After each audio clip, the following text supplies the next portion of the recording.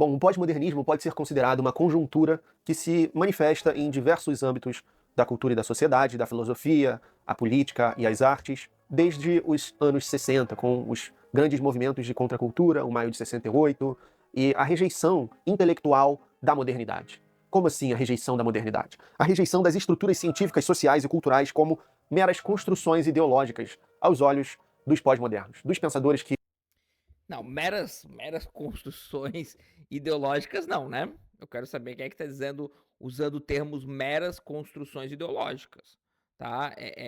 Com certeza, isso eu acho que ninguém em sã consciência, se bem que tá cheio de gente que não tá em sã consciência por aí, mas assim, ninguém vai discordar que existe muita ideologia dentro das estruturas, dentro da modernidade. Agora, meras construções ideológicas, isso... coisa sem sentido nenhum. Agora, a física, a química e tudo que acontece é mera construção ideológica. Que ficaram conhecidos como pós-modernos. Muitos deles eram, na verdade, pós-estruturalistas, que vinham de uma geração posterior àquela geração do Levi-Strauss e dos intelectuais, antropólogos, que buscavam as estruturas fundamentais do comportamento humano, as estruturas fundamentais da moral, estruturas transculturais. E que, segundo os pós-estruturalistas, os estruturalistas fracassaram. Então, por isso, eles são pós-estruturalistas. Mas eles vão além. Pós-estruturalismo significa rejeitar todas as estruturas previamente defendidas como se fossem verdade. Eu tô impressionado como tá vago. Todas as estruturas definidas como se fossem verdade.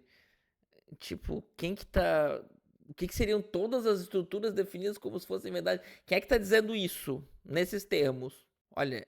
Eu vou fazer uma previsão. Isso aqui é videozinho de manual, tá? Isso aqui é videozinho de quem chegou, pegou a Wikipédia, né? Pegou a Wikipédia, piorou um pouquinho, deu uma lidinha e vou fazer vídeo muito bem editado, né? Com muita qualidade, mas, né? Muita qualidade de gráfico, etc, né? Porque de conteúdo, assim, não sei.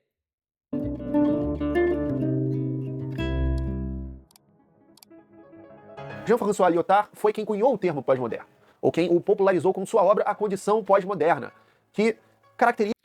Não foi ele que cunhou, o termo já veio lá da arquitetura, das artes, enfim. Mas realmente, né, quem populariza é o Lyotard. Esse momento histórico como uma incredulidade sobre metanarrativas. Essas são as suas palavras. Não vai definir o que é metanarrativa, não vai comentar sobre o que é metanarrativa, quer ver? Para definir o pós-modernismo. Então é uma incredulidade contra a metanarrativa cristã, contra a metanarrativa liberal, contra a metanarrativa científica. E o que resta? Pois é. É engraçado que todas as metanarrativas que ele cita aqui, nenhuma delas é a que está no livro do Lyotard. Nenhuma delas é que tá no livro do Lyotard. Você já sabia que ele não leu, tá? Você já sabia que ele não leu, mas tudo bem. E claro que, né, ele não define o que é metanarrativa. Mas tudo bem, o Lyotard também não. Eu já falei bastante sobre isso aqui, tá, gente? Por isso vocês têm que seguir o canal, sentar a mão no like. Resta a ideia de que identidade, ponto de vista, são o que determinam o que a gente chama de verdade. Então é um amplo... Identidade, ponto de vista são o que determinam o que a gente chama de verdade. Acho que eu vou passar o livro inteiro pedindo fonte. O relativismo cultural e um amplo relativismo epistêmico, que nós podemos traçar de volta... Relativismo cultural e relativismo epistêmico. Nossa, o que eu já bati nessa coisa de relativismo cultural... Vamos seguir, vai. Ao Nietzsche. Mas no Nietzsche, quando ele começa a experimentar com essas ideias, ele não está declarando uma nova maneira de agir social e culturalmente. Ele está experimentando ideias, conforme ele mesmo se apresentava como um filósofo. Ele está experimentando ideias e declarando uma nova maneira de agir, mas tudo bem.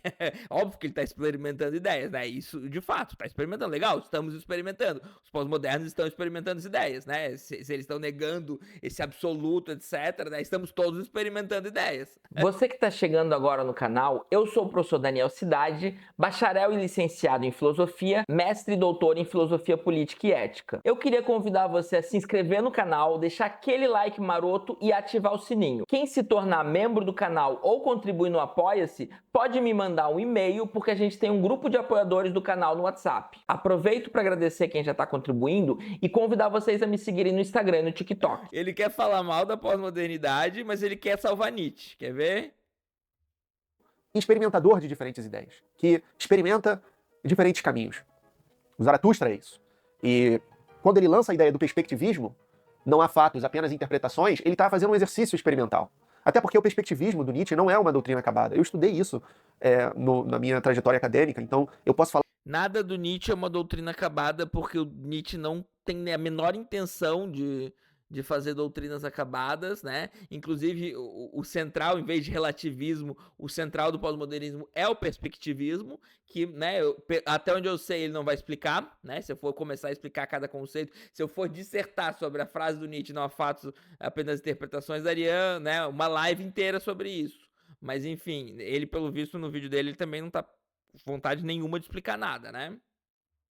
Falar especificamente do caso do Nietzsche com segurança, que é um caminho muito mais experimental, uma filosofia experimental de novos territórios, novas possibilidades, e que ele não chega a definir, ele não chega a acabar, muito menos sistematizar. Então, quando ele afirma não existem fatos, somente interpretações, em um fragmento póstumo, aliás, que nem foi publicado, mas existem outros fragmentos que foram publicados em linhas parecidas, como na Genealogia da Moral, o perspectivismo aparece, ele não está dizendo que a solução é abandonar a ciência. Ele está dizendo, pois bem, apresente a sua interpretação. Ninguém está dizendo que a solução é abandonar a ciência, caralho. Eu quero que ele me mostre quem é que tá falando que a solução é abandonar a ciência. Sabe? É assim, ó. Eu vou ser chato, eu vou até parecer arrogante. Eu tô esperando alguém vir aqui me refutar, sabe? Porque é só espantalho, né? Só que quando você pega alguém que leu, quando você pega alguém que sabe, você não consegue fazer esses espantalhos. Esse espantalho serve pra quê? Pra você botar no YouTube, pra vir um monte de gente que não leu, que não sabe, daí a pessoa, ai, que legal, refutou. Daí vem gente me chamar de burro. Vem gente me chamar de burro. Porque é isso, é muito fácil chamar os outros de burro se você tá refutando espantalho. Se você tá refutando espantalho, né? Daí é fácil. Olha só, fulano defende isso. Daí você vai lá e fala algo absurdo que fulano não defende e você refuta. Uau! Gente, essa é a estratégia mais baixa e desonesta e mais utilizada por aí, tá? E mais utilizada por aí. Mas isso também não significa que não exista objetividade, tá? Não é claro que essa era a posição do Nietzsche, e eu particularmente penso que não é. Ele estava experimentando. Então, não vai definir objetividade, né? Que objetividade? Que objetividade? Na verdade, o Nietzsche é um grande crítico disso que a gente chama de objetividade, do modo como a gente usa objetividade, né? Mas enfim, como eu estou falando, né? O que esse cara leu é a Wikipédia, tá? Ele não entendeu nem Nietzsche, nem pós-modernidade. os pós-modernos, por outro lado, eles vão rejeitar a objetividade. Inclusive, ainda sobre o Nietzsche, no Além do Bem e do Mal, ele responde a uma possível objeção, que é mais comum, que é a seguinte: não existem fatos, somente interpretações. Isso é um fato ou uma interpretação? Aí ele responde lá no Além do Bem e do Mal. Pois bem, quando ele está lá escrevendo sobre os físicos, que seja uma interpretação, tanto melhor. Então, sim, exatamente. Isso é uma interpretação. Exatamente. Lindo, belo, moral. Nietzsche é foda. E aí? Tem alguém dizendo que é um fato? se trata de eleger interpretações. Mas isso não significa que não exista ciência e objetividade. Porque o Nietzsche está falando enquanto um filósofo da cultura. E, bom, já os pós-modernos, que vão beber muito da fonte do Nietzsche, e em grande sentido levá-lo, né, para consequências não tanto nietzschianas, né, como uma função, como forjar a teoria nietzschiana com a teoria marxista, enfim, coisas tipicamente pós-modernas. E Foucault vai ser alguém que vai ser muito influente também, vai dizer que, olha, o conhecimento é historicamente contingente. Ele chega e fala isso, o conhecimento é historicamente contingente. Existem as epistemes, os diferentes tipos de discursos que determinam. Foucault não fala isso, Foucault prova isso. Conhecimento é historicamente contingente. E eu acho que se você pegar um livro de história, se você pegar qualquer livro sobre epistemologia, qualquer livro sobre ciência, será que esse cara leu um livro sobre ciência? Um livro sobre ciência. Você vai ver que conhecimento é historicamente contingente. Tipo assim, a bola é redonda, tá ligado? Mas ele fala de um tom assim, como se fosse um absurdo. Ele fala uma coisa óbvia, uma coisa comprovada, mas ele fala como se fosse um absurdo. Daí você, né, que tá caindo na lábia dele, né, que prefere alguém que leu a Wikipédia, né, que tá perdido total nos conceitos. Ai, nossa, que absurdo. Você parou pra pensar? Em diferentes períodos da história, o que pode ser conhecido e como, e por quem. Mas eu já vou dizer por que ele está errado, tá? Vamos avançar para outros pensadores. A gente tem Jacques Derrida, que é o grande idealizador do termo desconstrução. Você tem que ser desconstruído. Precisar desconstruir. Sim, porque é isso que tá no Derrida. Você vai abrir o Derrida e vai assim, você tem que ser desconstruído. É isso que tá escrito no Derrida. tá vendo que é só moralismo barato? Você tá vendo que é só moralismo barato? Essa sua visão de mundo, né, que caiu muito na boca do povo, que parte da sua ideia de que il n'a pas de hors texte, não existe o fora do texto. O que ele quer dizer com isso? Para o Derrida, não existe uma ancoragem objetiva para os diferentes contextos a partir dos quais nós falamos sobre as coisas. Então, para ele, é literalmente o perspectivismo, ok? E existe uma ancoragem objetiva? Mostra pra mim. Nas suas máximas consequências. É um relativismo absoluto, né? E, entre outros pensadores, está o Gilles Deleuze, que vai ser um célebre literato, estudioso das artes, e que vai vir a dizer que a filosofia é a criação de conceitos. Para ele, a filosofia é você criar conceitos, é uma invenção, é uma atividade criativa. Então eles abandonam completamente a ideia de uma objetividade. Não, os conceitos estão fora, eles estão criados, é platônico, né? Os conceitos estão lá, as ideias lá, pairando, né? A gente não cria conceito. Os conceitos estão lá, os conceitos estão pairando lá, eu sou um conceito, eu sou a cavalidade, eu sou a ideia do bem, eu sou a ideia de beleza, né? Que absurdo dizer que a filosofia é criar conceito. Você tá entendendo o baixo nível do que tá acontecendo aqui? Que é insano. Enfim, já estou adiantando um pouco das minhas conclusões, mas eu não quero também me precipitar e ser injusto com esses pensadores. Você aqui encontra no meu canal aulas individuais sobre cada um deles, tá? Tem outro vídeo Eu não quero ser injusto com esses pensadores, tá sendo injusto com a existência. dos pós-modernos, tem vídeos sobre o Foucault, não todos, mas alguns. Também existe coisa valiosa do pensamento desses filósofos. Mas, em linhas gerais, eles são os pais fundadores do relativismo cultural e da normatividade identitária, que Não. Simplesmente não. Não, simplesmente não. se espalha pela nossa sociedade, segundo a qual cada pessoa é uma construção. Judith Butler baseou-se em Foucault para a sua teoria queer, de que o gênero é uma construção. Então, para eles, a identidade é o que determina o que pode ser compreendido e como. O que Mas o gênero, ele é uma construção. O gênero, ele é uma construção. Isso é senso comum hoje. Isso é senso comum. Se você acha que o gênero não é uma construção, você é um negacionista. Negacionista. que aconteceu foi que os ativistas, influenciados por esses pensadores e seus semelhantes, passaram, ao longo das décadas, e sobretudo no começo do século XXI, a assumir uma postura extremamente autoritária e intransigente. Como se você... Ai, meu cu! Caralho! Caralho.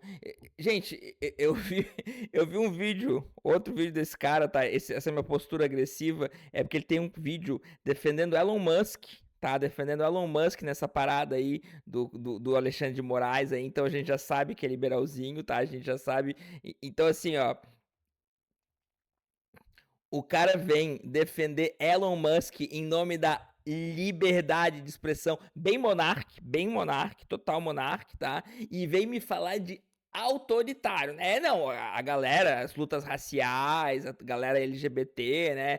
Que morre, que é estuprada, que só se ferra, né? Que sofre violência sistemática, eles são autoritários, né? você não pudesse discordar, senão você é eurocêntrico, você é retrógrado, você é machista, misógino. Ai, meu Deus, estão me chamando de eurocêntrico, estão me chamando de misógino, de machista. Tadinho, né? Tadinho, ele não deve falar merda nenhuma, né? Tadinho. Olha só, chamaram ele de machista, ele veio pra internet chorar. Ai, meu Deus, essa galerinha, né? Essas pessoas LGBT que me chamam de misógino, mimimi. Ah, vai. Não que essas coisas não existem, é óbvio que esses crimes existem. A misoginia, o machismo, o racismo, e a nossa sociedade, infelizmente, tem muitas pessoas assim. Mas, quando há uma censura, uma nova ortodoxia na cultura... Existe machismo, racismo, mas não pode ter censura, né? Você viu até parado, assim, tipo, mais, né? Ah, existe racismo, mais. Quando tem esse mais, lá vem merda, né? Mas existe uma censura, que bom, né? Que bom que a gente pode censurar os racistas. Na verdade, não podemos. Não existe censura. Esse é o problema, né? Os racistas estão sendo racistas e não está acontecendo nada. A partir da ideologia woke, você acaba transformando... Meteu ideologia woke. Ah, vai. Eu respirei fundo, eu achava que eu ia conseguir fazer esse vídeo mais sério. Mas... Vamos continuar porque já tá grande e eu quero acabar logo porque tá sendo difícil, gente. Ó, você tem que sentar o like aqui, você tem que engajar porque isso aqui tá sendo sofrido. Eu tô sofrendo, eu tô passando mal aqui por vocês. Um movimento de questionamento, um movimento muito digno da filosofia, das estruturas, dos pensadores anteriores, da própria modernidade, do iluminismo, em um novo paradigma autoritário que esses próprios pensadores estavam criticando. Veja, o pós-modernismo se degenera em uma nova metanarrativa lyotardiana, ou um novo sistema de discurso de poder de Foucault. Bom, vamos agora Degenera. Nossa. Degenera. Que termo eugenista. para demonstrar por que eles estão errados e como. Primeiro de tudo, o conhecimento não é historicamente contingente. Se a nossa civilização chegou onde chegou, com todos os avanços na tecnologia, na medicina, nas ciências de maneira geral, a gente pode se dar o luxo de confiar que existe uma objetividade para a ciência, ok? Esse é o argumento dele. Você consegue entender que isso não é um argumento? Isso simplesmente não é argumento? Em momento algum ele mostrou que o conhecimento não é contingente? Ah, mas se tem a ciência, então o conhecimento não é contingente. Você consegue entender o baixo nível de conhecimento e o baixo nível intelectual desse vídeo? E que, por exemplo, as leis de Newton não são um mero paradigma de discurso de poder do século XVIII, tá? Se você constrói até hoje foguetes que funcionam, que vão para o espaço, enfim, entre diversas outras coisas, se baseando na ciência de Newton, isso significa que ela é verdadeira. É claro que até certo ponto, quando entra em contraste com... Prova.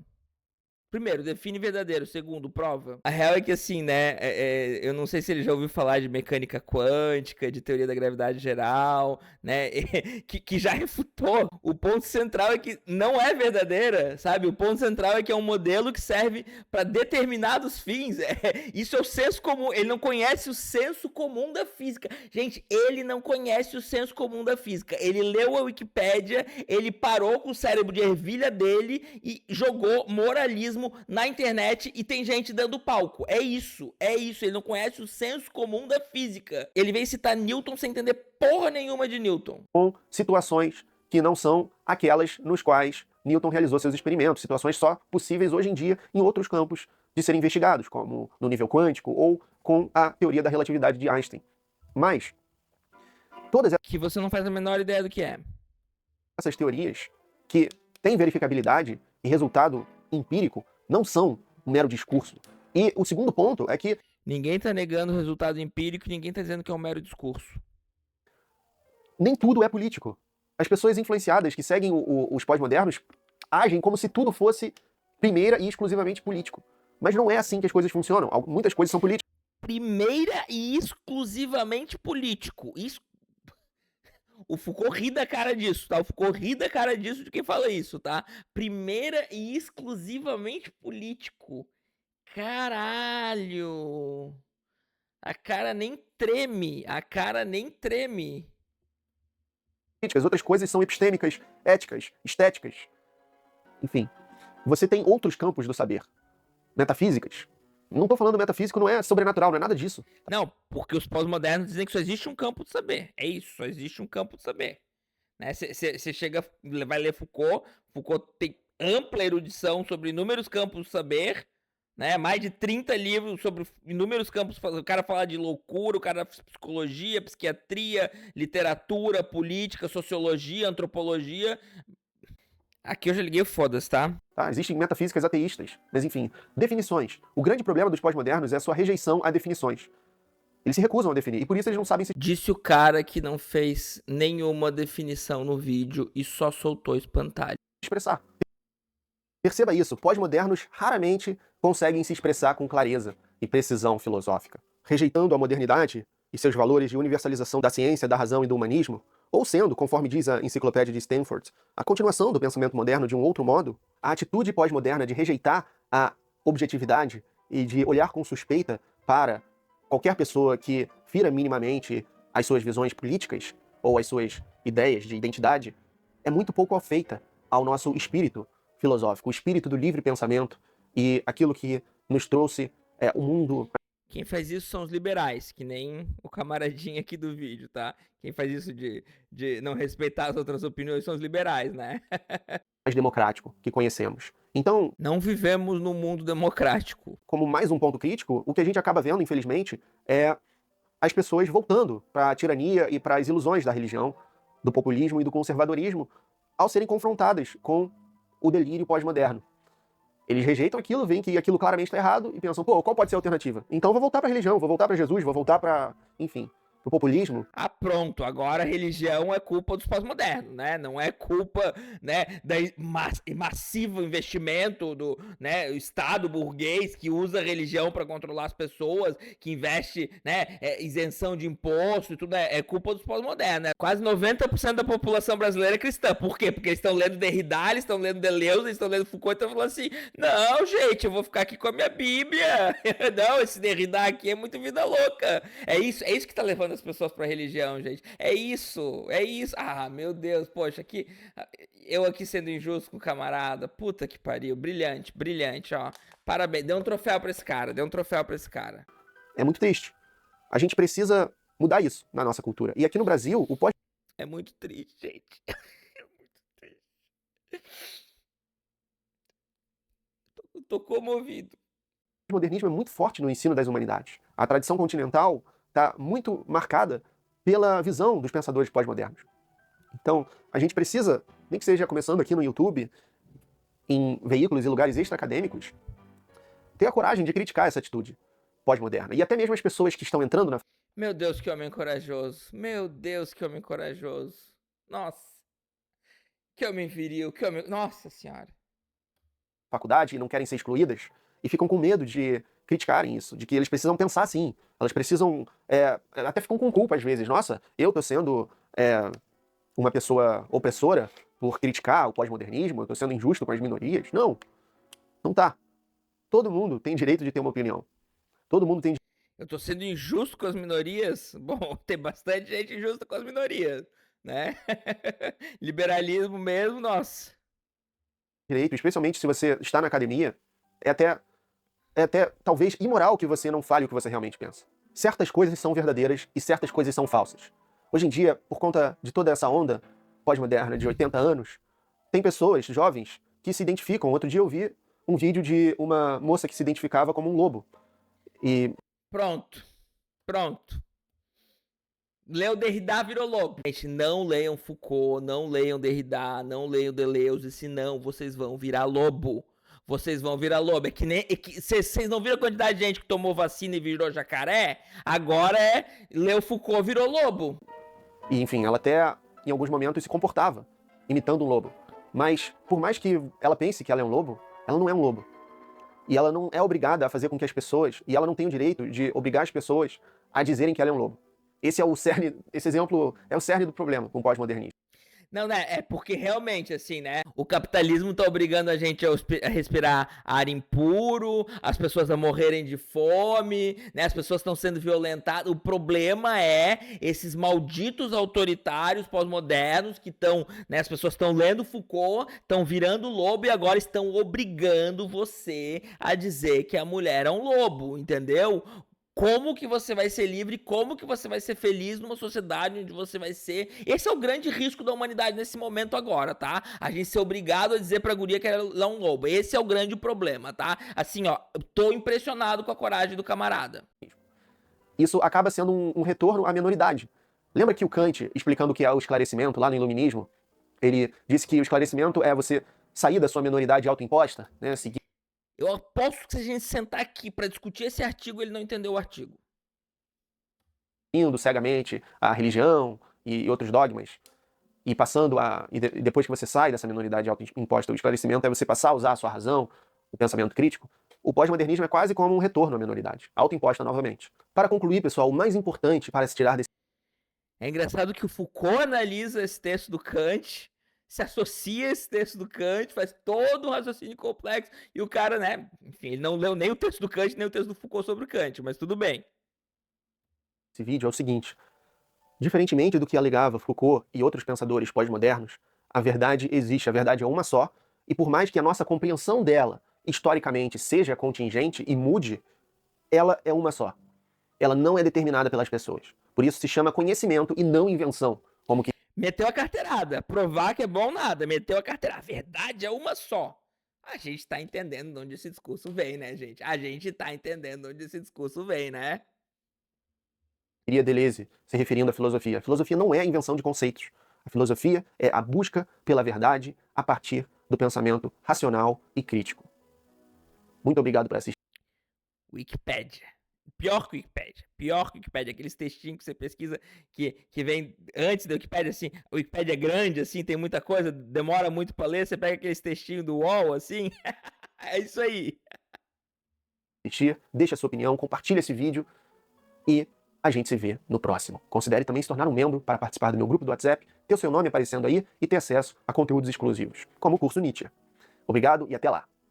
Caralho.